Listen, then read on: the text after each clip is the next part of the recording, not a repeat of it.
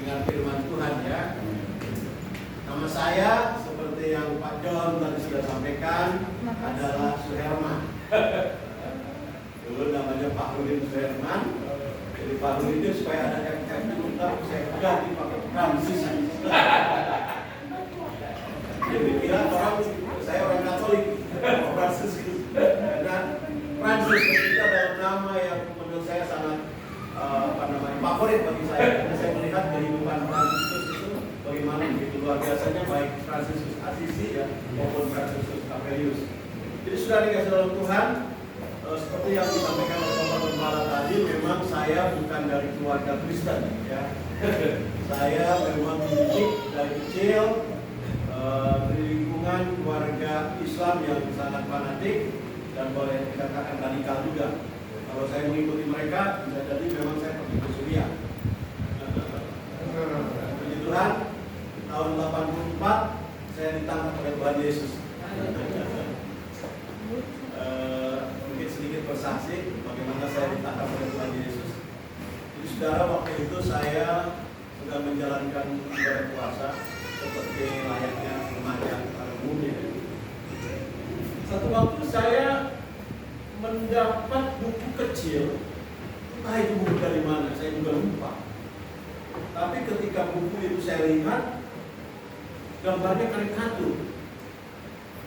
Saya belum tahu kalau buku ini adalah buku Kristen.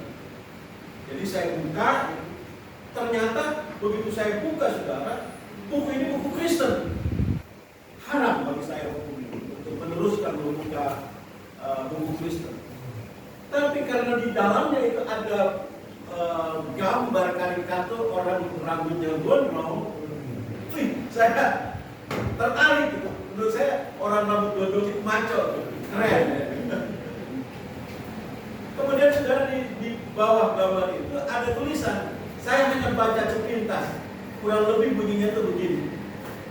Karena kasih karunia kamu diselamatkan oleh iman.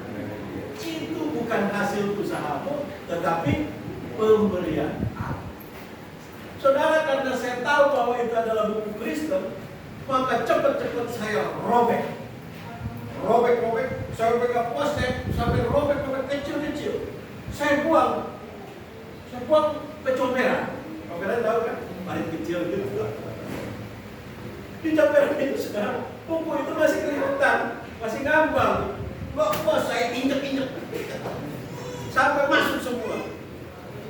Setelah itu puas saya. Saudara, itu bulan puasa. Kemudian tahun berlalu, bulan puasa berikutnya saudara, ya seperti biasa saya menjalankan ibadah puasa lagi. Tapi apa yang terjadi saudara? Memang masa itu gak kuat untuk berpuasa. Mungkin karena penyakit yang sangat kronis. Tapi saya tahu bahwa puasa ini adalah salah satu kewajiban dari rukun Islam. Jadi artinya kalau wajib itu kalau tidak dilakukan berdosa. Kalau berdosa berarti masuk neraka. Artinya kalau saya tidak menjalankan puasa dengan baik dan benar, pasti saya masuk neraka. Saya nggak mau masuk neraka. Jadi walaupun sakit, walaupun susah, saya paksakan itu menjalankan puasa dan bisa. Tapi tubuh ini memang tak kuat. Jadi setelah buka puasa, saya minum air putih. Rasanya dada saya itu seperti diiris-iris, perih sekali, sakit sekali. Karena itu adalah maghrib itu kan waktunya sholat ya. Jadi saya sholat. Sementara saya sholat, selesai dengan supaya. Tapi rupanya ketika saya mau bangun selesai sholat itu, tidak kuat lagi badan saya. Seluruh badan saya kesemutan dan saya jatuh pingsan.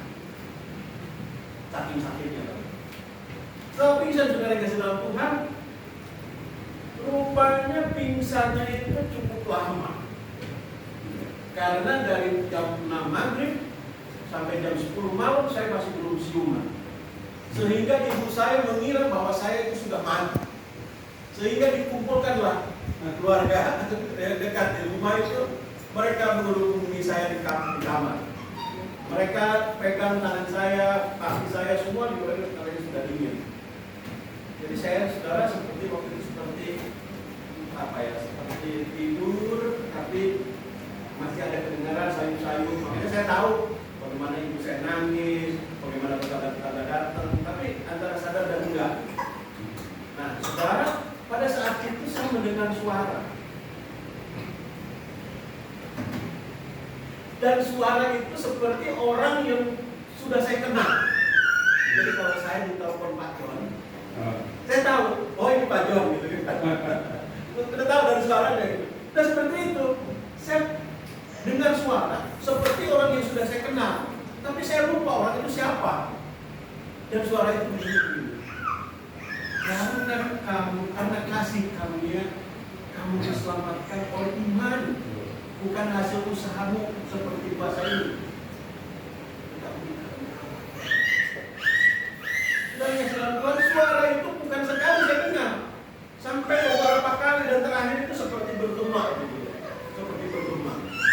Ya sudah pada saat terakhir saya dengar sudah sampai bergema itu, saya mau kesalahan. Saya nggak mau seperti ini, menjalankan ibadah seperti ini, sampai setengah mati seperti ini. Jadi saudara yang kasih Tuhan, rupanya pada waktu ada gairah sedang saya mau berjumpa.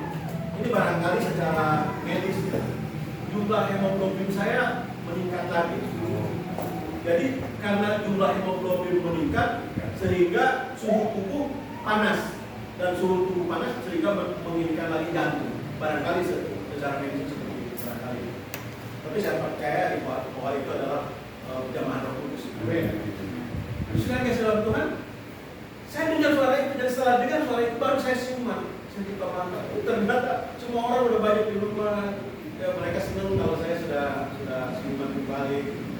Nah, mereka sudah pulang, dan saya renungkan di kamar, siapa suara yang saya dengar tadi itu? Kok orangnya sepertinya sudah akrab sekali di telinga saya, sepertinya sudah kenal. Saya ingat-ingat, saudara. Ternyata ketika saya ingat-ingat itu, saya ingat betul, itu adalah buku Kristen yang saya robek-robek setahun yang lalu. Amin. Amin.